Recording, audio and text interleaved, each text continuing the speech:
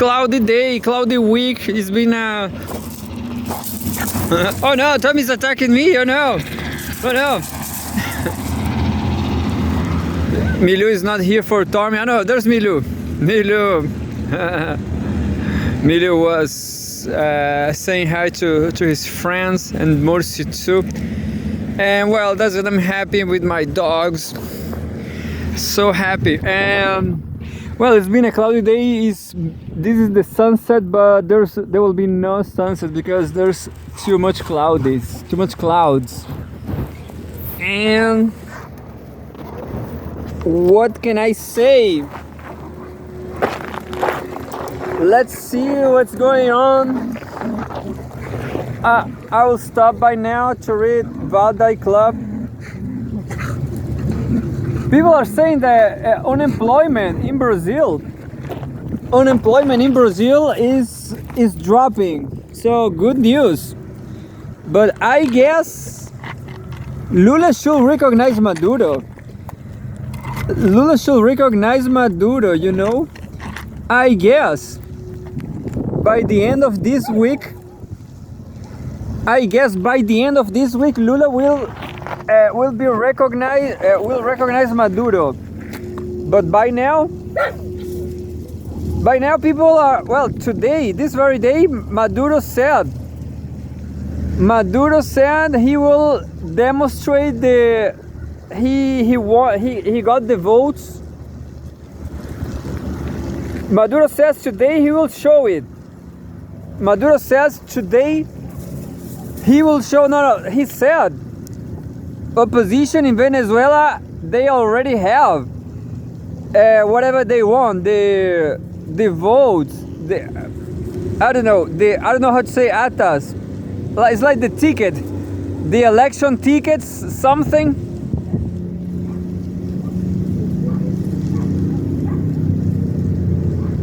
Well, Russia today is not saying nothing about this issue right here in South America.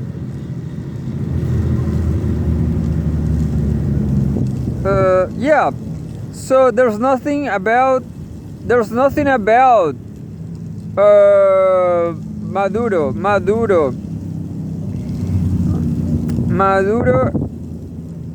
Musk accepts Venezuelan president offer to fight. That's funny. Let's read this funny joke. July 31. This is from today, a couple of hours ago, 2024. Musk accepts Venezuelan president's offer to fight. Nicolás Maduro has accused SpaceX and Tesla CEO of trying to disrupt peace and stability in the South American country. Fight? No, you know, this is being funny. It's being funny because geopolitics is not like that, you know? It's not like that.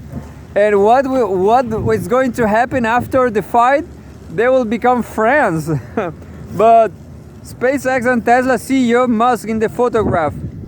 SpaceX and Tesla CEO Elon Musk has responded to Venezuela's President Nicolás Maduro's challenge to fight over fraud accusation from Musk. What? Saying he was ready to accept it. To fight. They will fight. Yeah, I guess Nicolás Maduro is very older than Musk, I guess. The South American nation's leader, who just won his third term is in presidential elections, accused Musk on Monday of trying to disrupt peace and stability in the country, calling the businessman and his new archenemy. Maduro was responding to Musk's claims of major election fraud by challenging the billionaire to a fight during an address he made on national television. On Wednesday, when entrepreneur Mario Naufal asked in a post on X, formerly Twitter, who had a Maduro versus Elon fight on their 2024 bingo card, must reply simply writing accept. Yeah, I just want to comment that Twitter is such a better name for the platform. I guess Elon Musk just took away the Twitter name to fooling around with everybody. Anyway, and we have a Twitter, Wall Street Silver. Elon has accepted the challenge from former President Maduro to a fight. Venezuelan President Nicolas Maduro challenges Elon Musk to fight on national television. National television. I guess that's never happened. Never happened. In a second reply, the Twitter owner claimed that Maduro will chicken out. Yeah, I guess probably because Maduro is old, you know. Maduro is kind of 60-year-old, 60-something. Naufal further released a new post stating that Elon's accepted Maduro's challenge to fight. Who will win? Musk responded once again, writing, "If I win, he resigns as dictator of Venezuela. If he wins, I give him a free ride to Mars."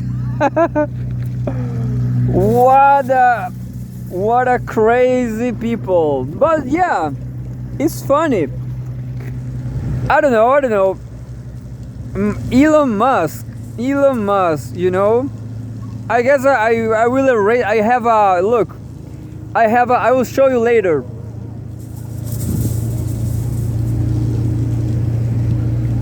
I have an album on Facebook, an album of cancer people from June and July, and Elon Musk is there, a pride cancer people. But by this time, I'm not proud of Elon Musk anymore. I will take off him. Yeah. The SpaceX chief executive has a history of provoking public figures into fighting. The tech billionaire has long claimed he could win in a fight against the founder of Facebook, fellow Ticon Mark Zuckerberg. Yeah, but they never fight. Mark Zuckerberg and Elon Musk, they never fight. The spat between Musk and Venezuelan leader follow the businessman's post on the result of the South American country's presidential election. The National Electoral Council, CNE of Venezuela on Sunday declared Maduro the winner of the election, announcing that with 80% of ballots counted, he had secured more than 51% of the vote, compared to 44% for his main rival Edmundo Gonzalez. Maduro will be serving a third consecutive six-year term, having first taken office in 2013, following the death of President Hugo Chavez. In his victory speech, he mocked the opposition, which he said cries fraud at every election. The Venezuelan president said his re-election will bring peace and stability. Yeah, you know, this was a very stupid news, but yeah, so Russia Today is not saying anything about, they are not talking about Maduro anymore. But let me tell you, Maduro said today, opposition, they have whatever they want to. Well, I don't. I usually criticize Latin people to be so dramatic and passionate. So that, I guess that's the problem with Venezuela too. They are kind of too passionate, religious, just like any Latin people. But I don't know, you know. Maybe they are even more. Maybe it's the tropical atmosphere. It's bad for your brain, in my opinion.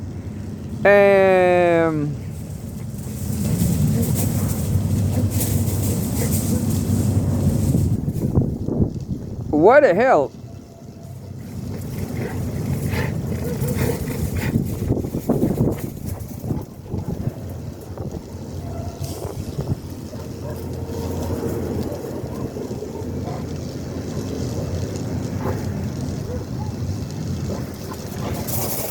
I just lost an article. I like it here, but there's an analysis about Kamala Harris. I will check it out if Timur Fomenko is alive. Posting on, no, he's not. Maybe he's alive, but he's not posting in Russia Today anymore.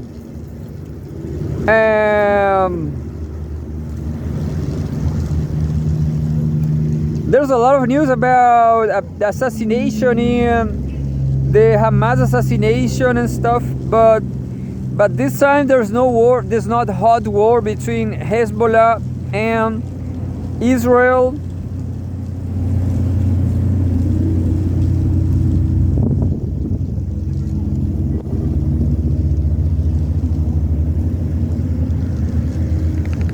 Yeah, I mean, I'm going to read the article I didn't read 2 days ago. July 29, 2024. The secret of Brics' success is not what it is, but what it's not. The group is the antidote to a declining hegemon pursuing its own interests without regard for problems that require system-level solutions. By Henry Johnston, a Moscow-based Russia Today editor who worked in finance for over a decade. Brics is on the move. It already expanded at the beginning of this year, while no fewer than 40 countries have expressed interest in joining. Russian Federation Council chairwoman Valentina Matvienko recently claimed that 24 countries are in the line to actually become members, but successful blocs comprising such a diverse assortment of nations are exceedingly rare. What could possibly compel countries so culturally, geographically, and politically disparate to band together? Here we can offer the standard line about how Brics does not seek to corral members into line around a narrow set of interests, nor does it impose ideological purity tests or insist upon a certain political makeup. It respects sovereignty. It offers a vehicle for nations left on the margins of Western-controlled institutions to have a stronger voice. This is all true, but it has been said many times. You know, I just have an idea, an insight. Pepe Escobar and Michael Hudson, they are saying there's no more left and right, and maybe that's the argument why the Brics are not socialists, they are not communists, because there's no more right and left. But that's too superficial. Still too superficial, because there's no way to say why the Brics are an alternative. But anyway, I will just keep reading.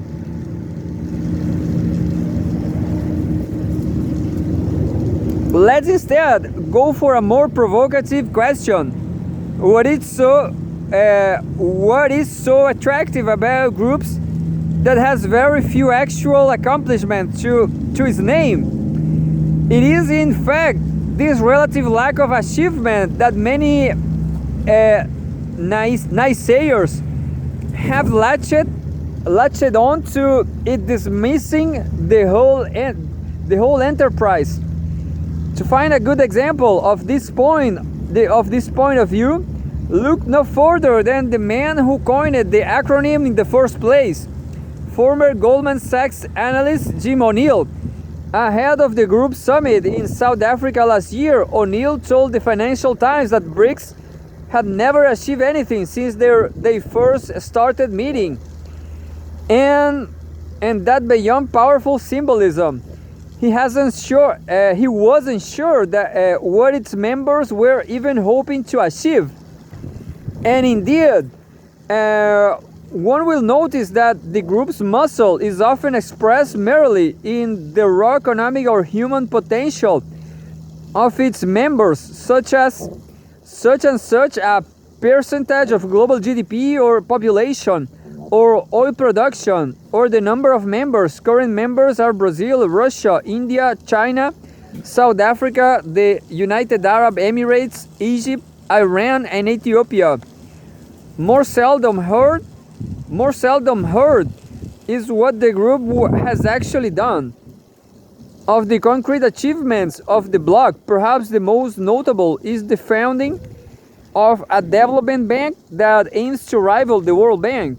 The new development bank, NDB, has begun in 2015 with its headquarters in Shanghai, and was seeded with $50 billion to found infrastructure and sustainability projects.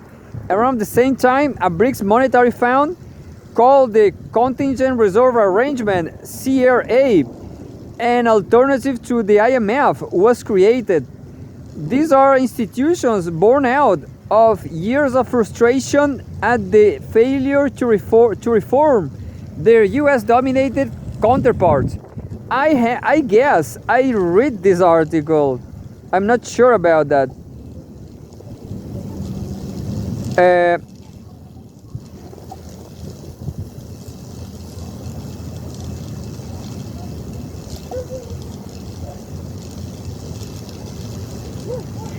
I guess I didn't read it completely, but yeah, I'm reading it again. I will read it all again. Just 1 second.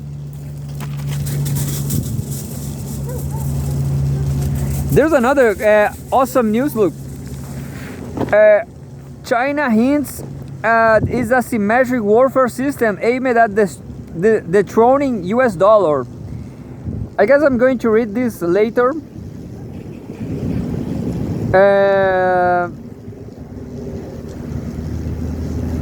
On the concrete achievements of the blocs, perhaps the most notable is the founding of a development bank that aims to rival the World Bank. The new development bank, NDB, was begun in 2015 with its headquarters in Shanghai, and was seeded with $50 billion to fund infrastructure and sustainability projects. Around the same time, a Brics monetary fund called the Contingent Reserve Arrangement, CRA, an alternative to the IMF, was created. These are institutions born out of years of frustration at the failure to reform their US-dominated counterparts.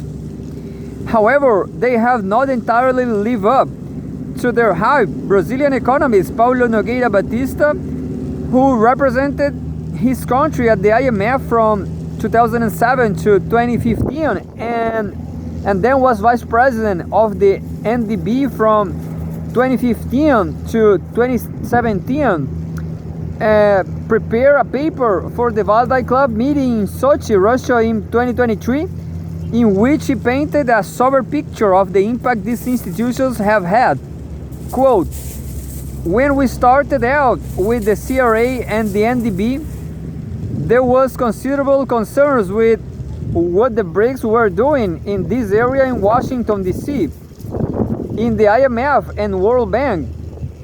I can testify to that because I lived there at the time as executive director for Brazil and the countries in the board of the IMF.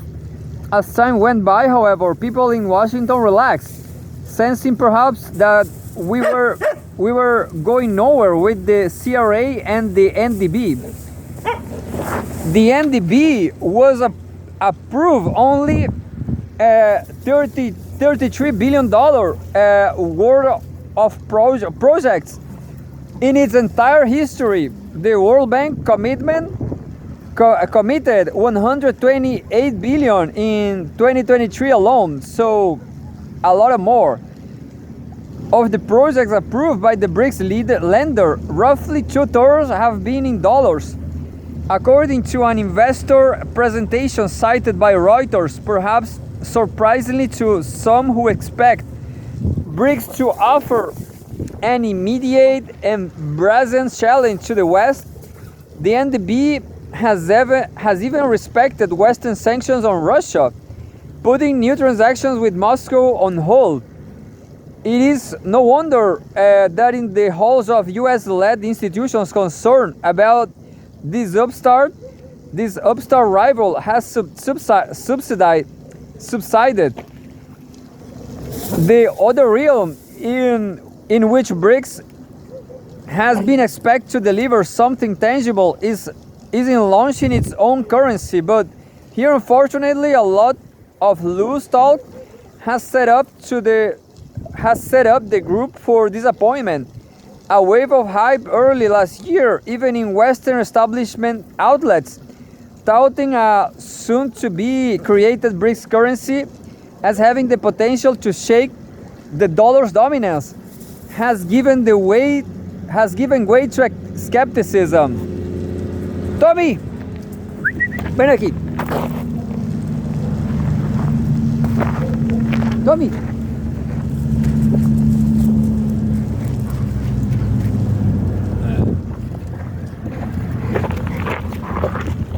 Yeah, Tommy's not free anymore.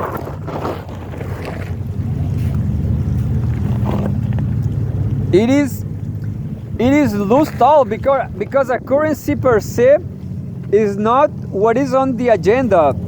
The Brics nations have no intention of surrendering their national currencies, and therefore much of their sovereignty in a Eurozone-like experiment. Consumers won't be taking a wad of Brics to the grocery store. And it is not entirely clear how such an arrangement will even work, particularly given that nearly all Brics countries run current account surpluses. This is a complicated topic, best left for another day, but suffice is to say that a certain amount of the restructuring of the Brics economies will be needed to such a plan to be viable. In any case, India has flat out rejected the idea of a Brics currency. What is much more likely to happen is a means of settlement will be developed among central banks for imbalances between surplus and deficit countries. It will be something of a neutral reserve asset, perhaps akin to the Bancor system proposed by John Maynard Keynes at Bretton Woods, but dismissed by the Americans. Meanwhile, it certainly bears mentioning that a Brics alternative to the Western SWIFT financial messaging system seems imminent. Such developments will of course be hugely significant and will count as a genuine achievement, but this will not happen overnight, at least insofar as a new currency is concerned. This is certainly an area where excessive hype and dramatic proclamations have obscured what is a nuanced and highly technical matter. Finally, although a handful of Brics countries have free trade agreements with each other, there is currently no such agreement covering the entire nine-nation group, although intra-group trade has been growing at a Brics pace, and more of this is settled in local currencies. An initiative floated by China to reach a free trade deal within the bloc was not supported by the other members. The brief history of Brics has shown without a doubt that the differences among members are real. Their interests do not always align. So what we have summarized is a certain gap between what is being trumpeted in some quarters and what has transpired. The purpose of pointing this out is not to denigrate the Brics project or to side with the naysayers. The aim rather is to show that the exuberant interest in Brics cannot be attributed to its merits alone. It is said that animals can sense a tsunami coming and sometimes flee for higher ground. Upon seeing all manner of mammals, reptiles, birds, and insects moving in the same direction, it is of far greater interest of ascertain what is driving them en masse than to fixate on the makeup of the scurrying pack. In the case of Brics, the analogy holds. It's more a matter of what they are running from than running to. What has triggered this flight to safer ground is the unseemly and preying harm of an even ever more belligerent Washington. The U.S. has weaponized the financial system it presides over, ever more frequently restored to unilateral sanctions, expanded the scope for secondary sanctions, and also employs economic blockades and various forms of coercion, up to and including the sabotage of major energy infrastructure in order to keep as much of the globe as possible under its thumb. A U.S. Treasury Department report found a 933% increase in the use of sanctions in the decade since the September 11 attacks, and those figures are through 2021, meaning that the avalanche of restrictions unleashed in the last 2 years aren't even captured in the data. In 2023 alone, the US added 2,500 persons comprising 1,621 entities and 879 individuals to its specially designated nationals and block persons (SDN) list. The Treasury's Office of Foreign Assets controls list of individuals and entities under sanctions reportedly runs to over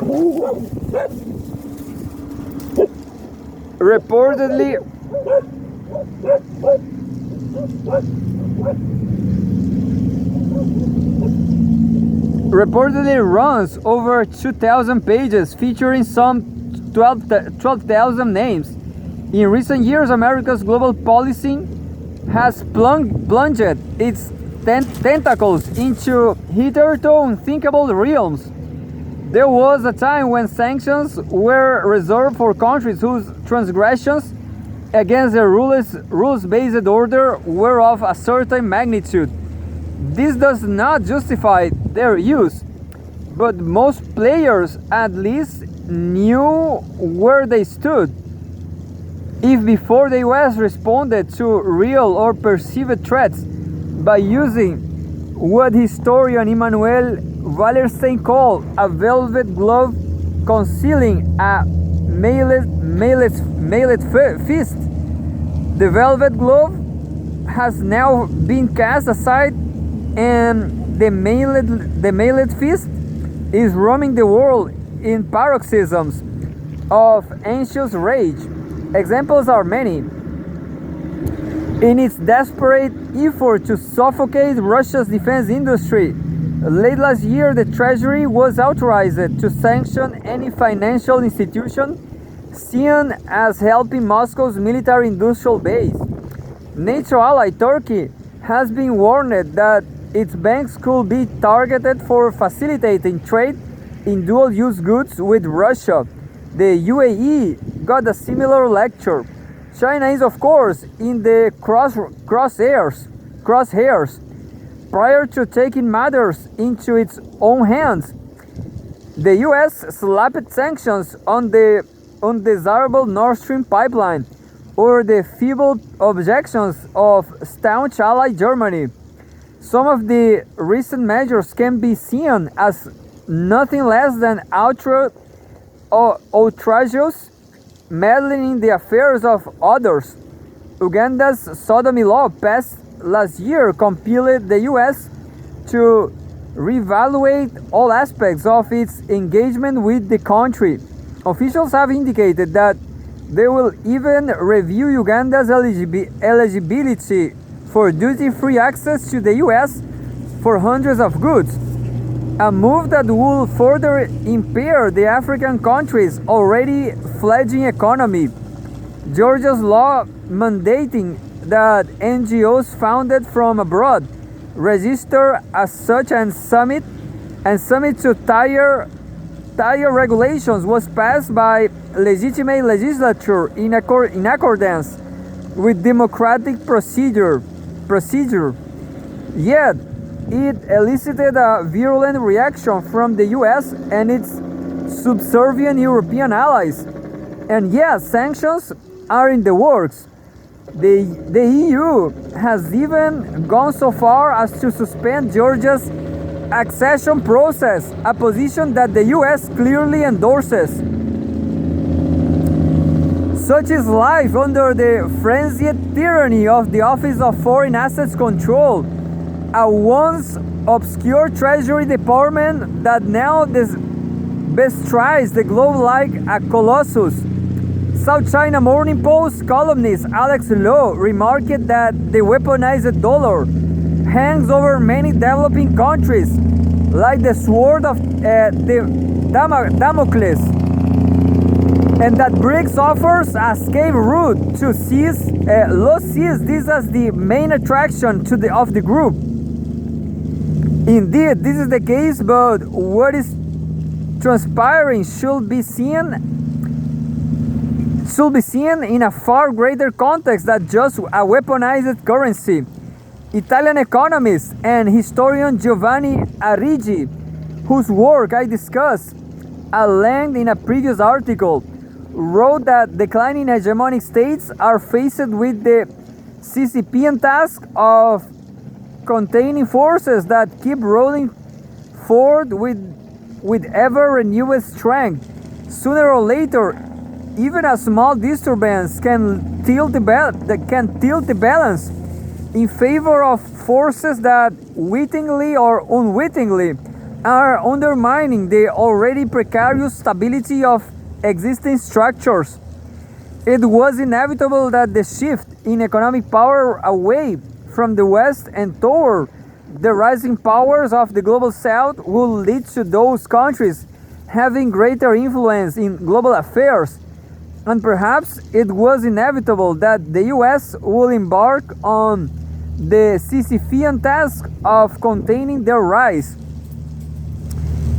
The fear of even a small disturbance goes some way toward explaining what appears as a brittleness and intransigence at the heart of the US posture toward the world. The line must be held everywhere, all at once. Underlying this stance is a deep anxiety foreboding that if one brick is out of place, the whole edifice could come crashing down. This Arrighi tells us is a typical symptom of the twirling of hegemony. Brics thus represents the rest of the world response to what Arrighi calls the final boom, during which a declining power pursues its national interests without regarding for the problems that require system-level solutions. It is a state of affairs whereby the US paradoxically seeks dominion over the world while making no effort to exercise the type of stewardship of the system that is that its position will imply. Proper stewardship will entail seeking ways to accommodate as smoothly as possible the challenges that are happening anyway. It cannot be the 1950s or even 1990s forever. And yet the US experts and influence both oppressive and absent. You know, this article is too much big. It's huge. But I have time, but it's being colossal. It's being astonishing. I will just run. And yet the US exerts an influence both oppressive and absent. It is touchy on all matters related to its hegemony, but entirely unresponsive to the actual important issues of the day. This is the under the surface magnet pushing these disparate nations together under the Brics banner. It is, as Lo says, an escape route. The group represents a new, if still relatively unproven, platform for seeking the exact type of system-level solutions to system-level problems that are not being sought elsewhere. This is a powerful driving force. It should also be mentioned that the fragmented world that is dawning does not lend itself to the type of rigid and formal institution that thrived in the post-war years. That era has passed. Brics was wisely refrained from institutionalizing ties through an inflexible policy agenda and a permanent bureaucracy. It seems comfortable with its heterogeneity and loose affiliations. And this leads to a final thought that is entirely subjective. Whatever its limitations and however few its achievements so far, one senses in the rise of Brics that contours of a great and sweeping change. It is an endeavor with a momentum of its own whose significance will not be measured by tallies on a spreadsheet. Yeah, look, my English was not so perfect by this time to understand everything. For example, I don't understand tallies or on a spreadsheet. But yeah, who knows? I guess communism is still the best choice, you know. I'm going to read something from CGTM. Yeah, unfortunately,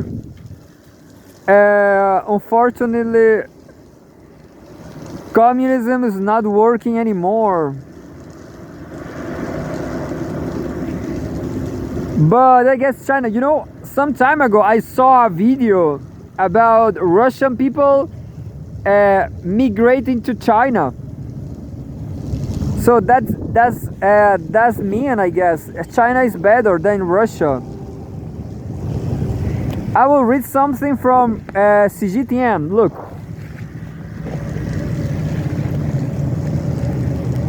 Now I'm pretty sure you can see it because there's no lights, and says like this.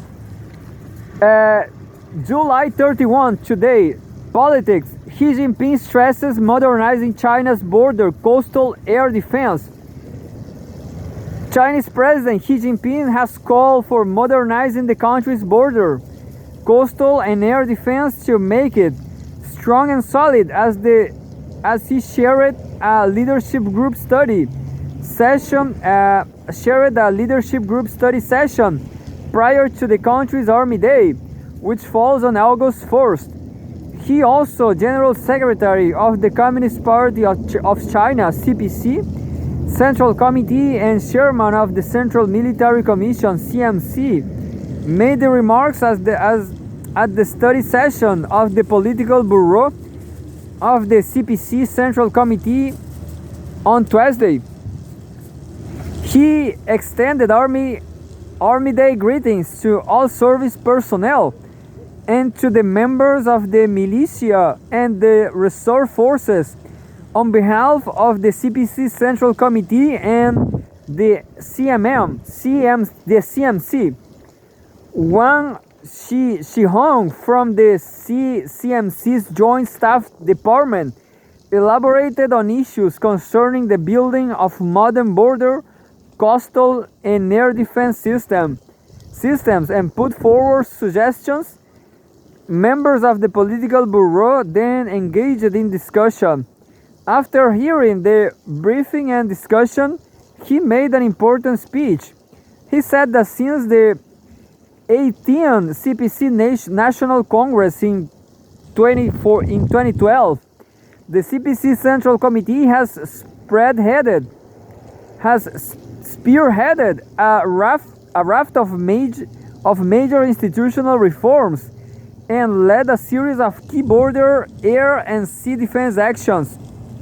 These efforts have vigorously safeguarded China's territorial sovereignty and maritime rights and interests, as well as upheld the strategic initiative of national security and development, he said.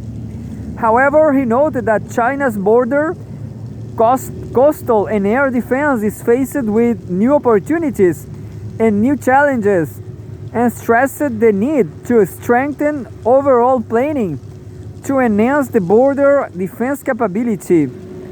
He called for intensified efforts to boost infrastructure connectivity and joint development to force a border, coastal and air defense that is conducive to both national security and economic and social development. He also said greater emphasis must be placed on integrating science and technology into national defense efforts and urged more efforts to enhance friendly and practical cooperation with neighboring countries to foster a conducive environment for China's defense development. The Chinese leader also underlined the importance of improving air traffic management, boosting the sound growth of the low altitude economy, and optimizing the civil air defense model. And I have another article about the same subject, China's modernization and stuff. Let's check it out. The time I will run to read this because I don't have more time. Xi Jinping's article on modernizing armed forces national defense to be published July 31, 2024. An article by Xi Jinping, General Secretary of the Communist Party of China, CPC Central Committee, on modernizing national defense and the armed forces will be published on Thursday. The article by Xi, also the Chinese President and Chairman of the Central Military Commission, will be published in this year's 15th issue of the Kyushi Journal, a flagship magazine of the CPC Central Committee. Thursday marks China's Army Day. The country will celebrate a 97th founding anniversary of the Chinese People's Liberation Army, PLA, this year. Developing a world-class military at a faster pace is a strategic task for building a modern socialist country in all respects, the article says. The article highlights the need to uphold the party's absolute leadership over the armed forces, boost the integration of the military's mechanization, informatization and intelligence advancement, and accelerate the modernization of its organizational forms, personnel and weaponry. The article calls for enhancing the training and combat preparedness of the military to ensure it can fight and win wars. The PLA is a heroic force that enjoys the full trust of the party and the people, says the article, adding that the PLA has the confidence and capability to safeguard China's sovereignty, unity, and territorial integrity and make greater contributions to world peace and development. And that's it. So I'm glad that China exists. Usually, let's remember that Daniel Jadue is in jail here in Chile. Normally, I will put this song. I'm kind of crazy with this song. China Girl from China Girl, David Bowie. But let's hear what Daniel Jadue was saying before he got in jail because he is communist. That's the accusation. Sobre las organizaciones de derechos humanos, la agrupación de detenidos desaparecidos, los ejecutados políticos, es que nunca hayan cejado en esto de practicar la memoria. Porque la memoria es un tema relevante para asegurarnos de que esto no vuelva a pasar. Hay muchos que quisieran que esto se olvidara. De hecho, en Chile ha habido una política sistemática del olvido. Cuando uno no tiene una política nacional de memoria, eso equivale a tener una política sistemática de olvido. A mí me encantaría que algún día en este país los homenajes, los recuerdos, los actos de conmemoración de estas fechas tan macabras fueran estatales, de tal manera que el Estado se preocupara de que esto lo supieran las nuevas generaciones, para que la derecha además tuviera que salir a explicar por qué cuando ellos gobernaban con los militares se hacía desaparecer gente, se les trituraba, se les tiraba en helicóptero al mar amarrado a rieles de trenes, ¿no? O por qué se les escondían en hornos como en los hornos de los Unquén, o por qué se les tiraba